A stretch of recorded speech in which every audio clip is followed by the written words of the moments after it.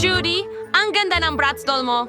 At ikaw naman, Miley, may Barbie ka. Mga lalaki, magpapaparty ba tayo sa lugar ko ngayong gabi? Tingnan nyo ang mga nerd na naglalaro ng manika. Panahon na para pumasok kayo sa kindergarten. Ano? Hindi. Tigilan na ang pagtawa. Judy, palaging tatawanan ba nila tayo? Oh, hindi. Anong nangyayari sa mga manika natin? Nagliliwanag si Barbie. At nagliliwanag din si Bratz. Kalsiyan pa din sa bagong hamon. Well, nampay ng nerds. Unti wa isago ng Barbie ang cool na Bratz. May din tough. May interesante nito. Kasi ba'y, willing nyo din for Saros yung ating plano ng aksyon. Kasi saging pinakamahusay na version ninyo ang inyong sarili, agad kayong uuwi. Panahon na para magsimula. Pero una, mga spa treatment. Oo. Nakakaabala ang mga bakal na ito. Ano ang gagawin ko sa kanila? Judy, tulungan mo ako.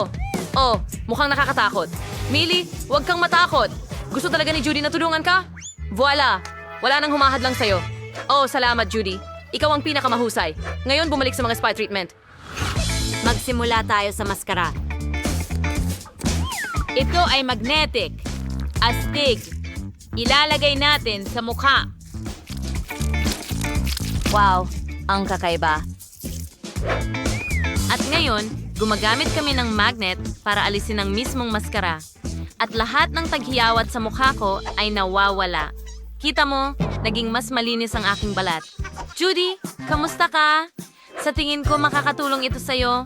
Oh, salamat, Miley. Makakatulong din ito para maalis ang mga taghiyawat ko. Wow! Ang bilis nitong hilahin palabas. Sobrang linis rin ng balat ko. Si Miley ay may iisang kilay. Tatanggalin niya ito, pero paano? Oh, napaka-interesanting inbensyon. Wow! Ang ganda at ayos ng mga kilay ngayon. Tila kailangan alisin ni Judy ang kanyang bigote. Tutulungan siya ni Miley. Ang ganda! Wala ka ng bigote ngayon.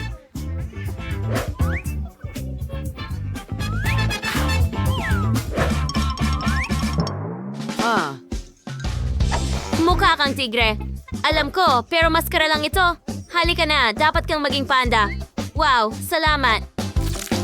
Oo, ang cute ko talaga sa panda mask na ito.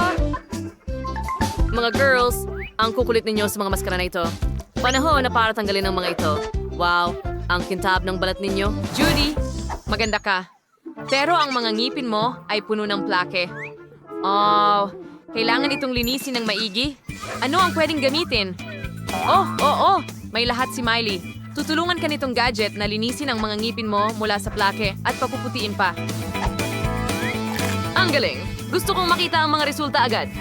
Judy, ang saya mo tingnan kasama ang gadget na yan sa bibig mo. Hayaan mong tulungan kitang tanggalin ito. Wow! Sana naging napakaganda at puputi ng mga ngipin ko. Kaya, mga babae, natapos nyo ang unang bahagi ng inyong plano. Tumuloy na tayo. Mag-rate sa mga komento, bago at pagkatapos. Naging mas maganda at maayos ang mga babae. Tingnan natin kung ano ang susunod na mangyayari. Sige. Miley, ano ang gagawin mo pagkatapos nito? Ayon sa plano, magme-makeup tayo. Naisip ko ano ang mangyayari. Magsimula tayo sa eyeliner. Gusto kong gumuhit ng magagandang pakpak para sa sarili ko. Oh. Iyan ang dahilan kung bakit hindi ako nagme-makeup. Lagi akong pumapalpak at nagiging pangit, pero may mga arrow stickers ako. Hindi mo kailangang subukang gumawa ng makeup ng eksakto. Idikit mo lang ang mga araw sa iyong mga mata. Sige. Ano yon? Oh, sa tingin ko, naiintindihan ko. Ngayon, magkakaroon ng magagandang pilik mata si Miley. Okay. Ngayon, kailangan ko ng eyeshadow. At ngayon, gagawa ako ng mga pekas gamit ang mga pusong ito. Oh, ang ganda. Sa tingin ko bagay ito sa akin. Judy, kumusta ka? Ayos ako. Nagsisimula ako sa aking kilay. Mayroon akong gamit na makakatulong sa akin mag-drawing ng perpektong kilay at ituwid ito. Ayos, gumana ito. At ngayon, maglagay na tayo ng eyeshadow. Gusto kong gumuhit ng makulay at magagandang araw na ganon. Oh, parang apoy. Tingnan mo yon. Ang ganda ng kinalabasan. Anong susunod? Ooh. Wow, tingnan mo ang mga labi mo, Judy. Kahanga-hanga pero hindi marunong gumamit ng lipstick si Miley.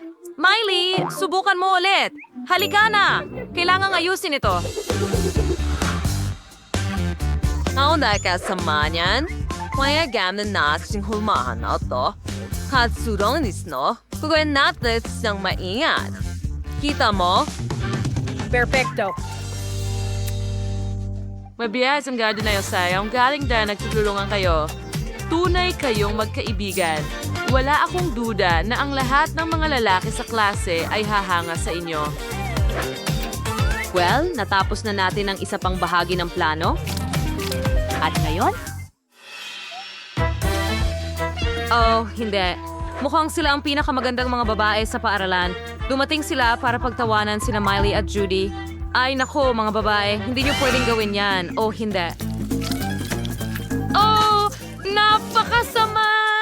Ang Ang galing yon! Tara, alis na tayo dito! Ipapakita namin sa'yo.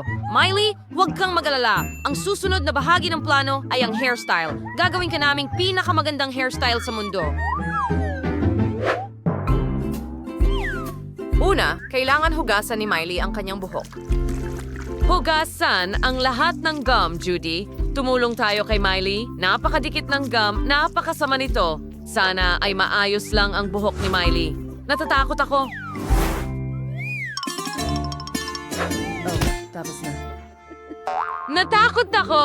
Sana kasing lambot ng dati ang buhok ko. Ano? Ano yan? Tingnan mo yan. Kulay rosas sila. Oh, salamat, Judy. Gustong-gusto ko to. Oh, ngayon mas maganda na si Miley at mas parang Barbie. Ano yan? Oh, meron kang panggupit ng buhok? Oh, ang ganda nito.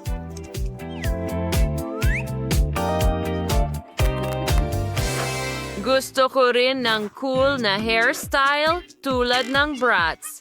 Aalisin natin ang scrunchies at ayan na, kakabit na ako ng mga makukulay na hibla ng buhok. O, tingnan mo yon. Ang astig ko. Gusto ko ito. Wow! Mga girls, mukhang 10 out of 10 kayo. Ay, di kinok akong kupiniway bayat si Kong. Pintuchin gayo ay namukadkad ka na parang bulaklak. Magaling. Naisa katuparan na natin ang isa pang bahagi ng ating plano. Ano kaya ang susunod na naghihintay sa atin? Tingnan natin. Oh, hindi na naman sila? Alam ko kung ano ang kailangang gawin.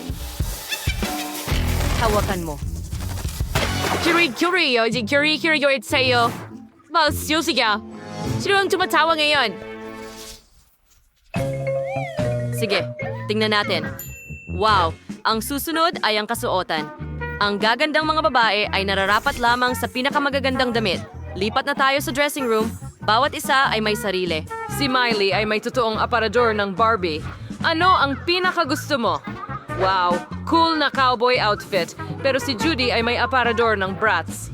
Ano ang pinakagusto mo? Oh, kakaibang costume ng cowboy yan. Subukan mo ibang damit? Clown? Hindi bagay. Oh, bakit ako Spider-Man? Sige, ibang damit na. Oh, gusto ko yan. Ang astig. At sobrang sweet ko. Gusto ko ang bago kong itsura. Hindi ba? Isulat sa mga komento. Wala nang dudang tunay kayong magaganda. Natapos nyo na ang huling bahagi ng plano ninyo at nagtagumpay tayo sa hamon ng makeover. Ngayon ay ipakita na ito sa mundo. Mga babae, umaasa akong nag-enjoy kayo dahil ngayon hindi na lang kayo mga nerd. Kayo ay matatalino at sobrang gaganda. Oo! Ano? Bakit naging maganda ang mga nerd na ito? Hindi dapat ganito. Mas mukhang astig ka pa kaysa sa amin, Molly. Mga lalaki, hello? Nandito kami. Na-in-love ba sila sa kanila? Anong Ang bangungot? gaganda nila. Halika, kausapin natin sila. Hello mga babae. Gusto ko ang suot nyo? Baliw na baliw ako dito? Ano? Nakakatakot ito? Oo, paano na ang boyfriend natin?